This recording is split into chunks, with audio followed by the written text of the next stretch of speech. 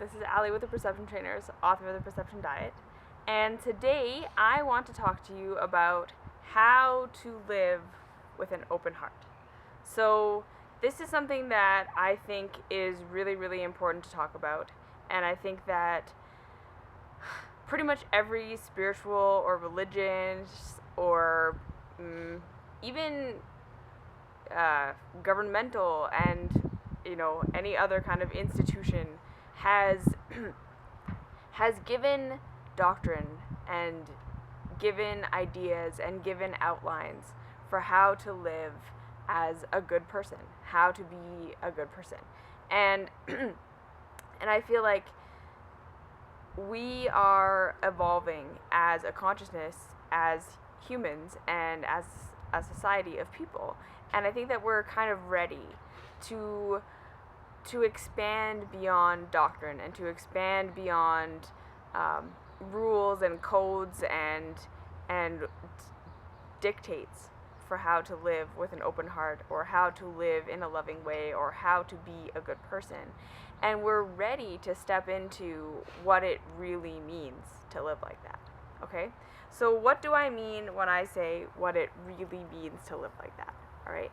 So the first thing I think that is important to understand when you are someone who's thinking that you would like to live with an open heart and that you want to live from your heart space is to understand that love is dynamic.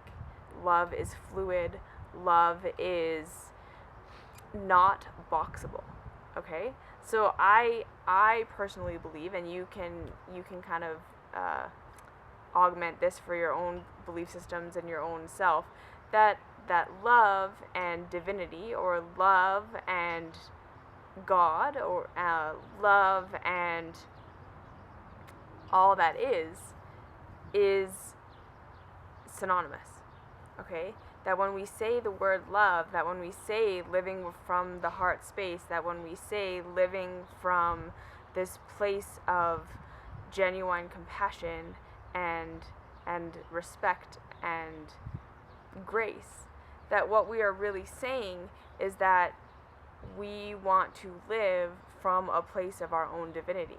We want to live from a place of our own truth. We want to live from the broader, grander perspective of who we are, right? That we would like to expand beyond the contracted, fear-based,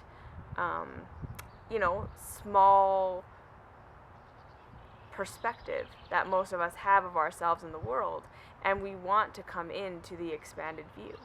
And so first things first is like, that is quite literally the most lovely thing that I can think of, right? That people are wanting to live from an expanded place, from an expanded potential, from an expanded perspective of who they are and who everybody else is, right? Because it's fear that closes our heart down, right? It's fear that separates us from each other. It's fear that causes us to be, I'm living for myself against you. It's fear that tells us that there is anything to be against. It is fear that causes this division, right? And so it is love then, right? When we step back into love, that when we step back into truth, we step back into who we truly are and what this all truly is, we find the unity. We find connection. We find that we are able to relate to one another on a level that almost makes relating unnecessary, because we start to see that the lines blur between you and me, between us and nature, between all of reality and all of reality, right? And so love, like I say, is synonymous with God, is synonymous with spirituality, is synonymous with whatever you want to call it, and at the same time it is synonymous with unity.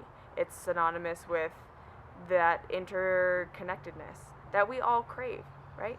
So this idea that we want to live from an open heart, to me, tells me that we haven't fallen as far as we think we have as a human race, right? That there's still that innate knowing that we are one, that all love is self-love, because we are all connected. and we are all part of the oneness, right? That we are the individual. Absolutely. We have the relative truth.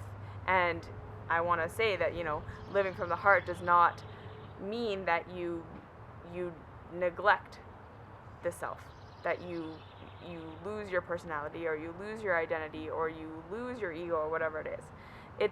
It's more that you're living the relative truth, right? You're living the who you are from the expanded perspective, okay? So this is why, at the end of the day, there is no rule book for living with an open heart. That no one can tell you what this looks like, or what you're supposed to do, or how it's supposed to be at all times. And this is, I think, where we get tripped up, okay? Because so many people believe that living with an open heart, that living in a way where you're loving, that living in a way where you're compassionate, living in a way where you are heart-centered, means you are nice to everyone all the time. Means you allow people to be who they are at all times. It means that you always turn the other cheek. It means that you do all of these things as though there's some sort of code, okay? And like I say, when we look at religion, when we look at all spiritual philosophy, when we look at kind of any doctrines or teachings that are there to show us how to live, we see these kind of teachings, these kind of guidelines, these moral guidelines that tell us what is right and wrong as a kind of, like I say, like almost like, if we use it properly, it could be a bridge to living with an open heart, okay? But these doctrines, these codes for living, these rules that we have for what it means to live from a heart-centered place are not the same thing as actually living from a heart-centered place, okay?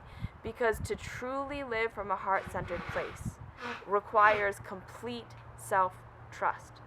All right? It requires that you know yourself to be the divine, that you know yourself to be connected with the all, that you know yourself to be love, right? That you are not acting like love, that you are not behaving in a way that you think love should behave, that you are not putting love in a box that love always looks like this. And so this is, if I'm going to be loving, I always behave like this. I always react like this in every single situation, even when I don't want to, da-da-da-da-da, okay? And it requires a fluidity, right? It requires that sometimes you behave like this, sometimes you behave like that. Sometimes you say this, sometimes you say that, right? Because again, love is dynamic, love is fluid, and there is no right or wrong way to be when we are coming from an actual, genuinely heart-centered place, okay? To live from a heart-centered place means you allow yourself to let go of all doctrine. You allow yourself to let go of all rules. You allow yourself to let go of all of the teachings and the shoulds and the should nots. And you truly tune in to who you actually are. Okay? You truly tune in to your heart space, to your center of love and compassion. You tune into your divinity. You tune into the expanded version of who you are, and you apply that to the relative version of who you are, which is why no one can teach you how to live from a heart-centered place. No one can tell you what that looks like.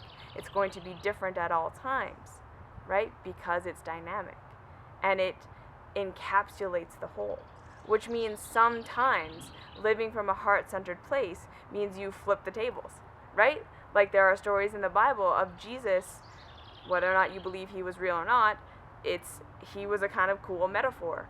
That, he did not walk around loving everybody all the time the way that we think love should look, right? He went to the synagogue and he flipped the tables. He debated with people. He told people to get back from him, right? He did not demonstrate love the way that we all think that love is supposed to be.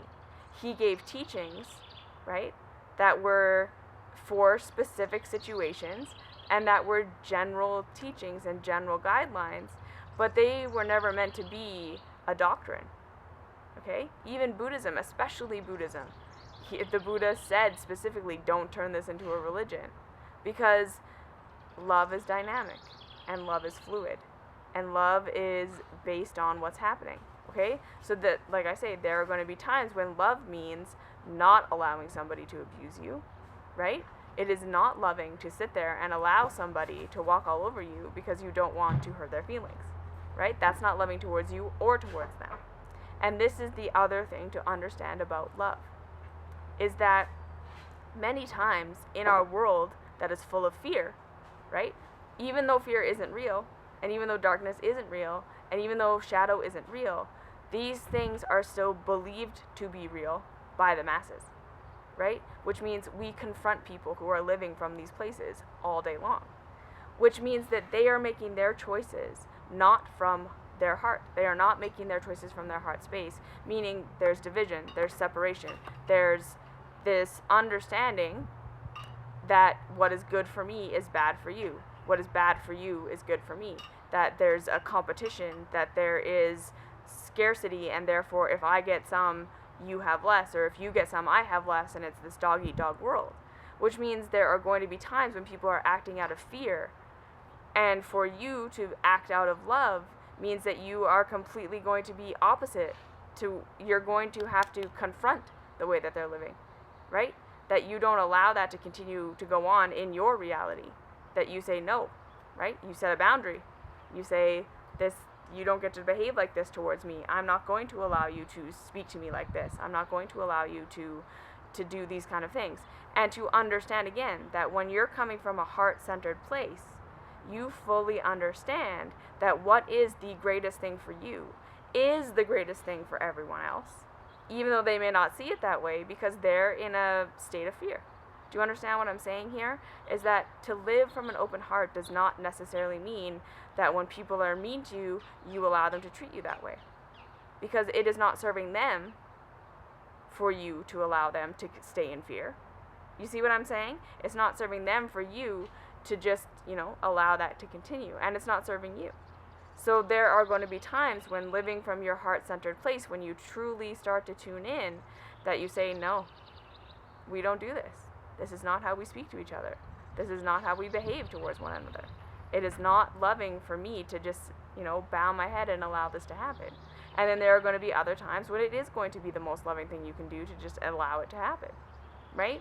And the only way you're going to know that is if you're tuning into yourself, which is why I say, at the end of the day, to truly live from an open heart, you cannot have a rule book. You cannot be looking outside of yourself for what is right and what is wrong. You cannot be abdicating your responsibility. You have to be fully trusting of yourself to be loved. And you need to be looking for yourself to be loved. You need to be loving your shadows back into the light. You need to be not rejecting any part of yourself, but instead loving every single part of yourself into the light. Living with an open heart, meaning first for yourself. Everything that arises within you gets love. Everything that arises within you gets acceptance. Everything that arises in you is brought into the light, right? You no longer play the game of shadow, right? Or at least you attempt to move in that direction. And then, right, you start to trust yourself. You start to trust that you know that you don't need a rule book. You don't need a Bible. You don't need a church. You don't need whatever to tell you how to live as a good person. You know this, right? Because you're doing the work internally. And then from there, you allow for the fluidity. You allow for the different strokes for every different situation. That this is not some blanket thing that you can just apply to all situations. It's that in all situations you are tuning in. What would love do in this situation? Sometimes it's let it happen. Sometimes it's shut the door. Sometimes it's make a declaration. Sometimes it's draw a boundary. You see what I'm saying?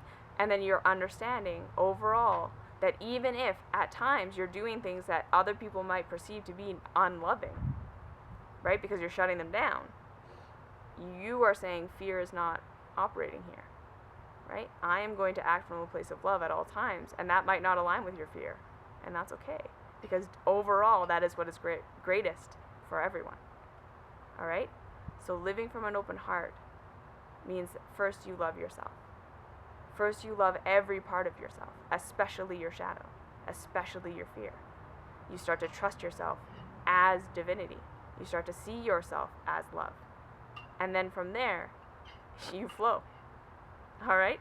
So if you have any questions, comments, concerns, please leave them down below. I'd love to hear from you. Find me on Facebook, Perception Trainers. Find me on Instagram, Allie_Perception Trainers. Join the Patreon community. We're down below. And I will see you in the next video.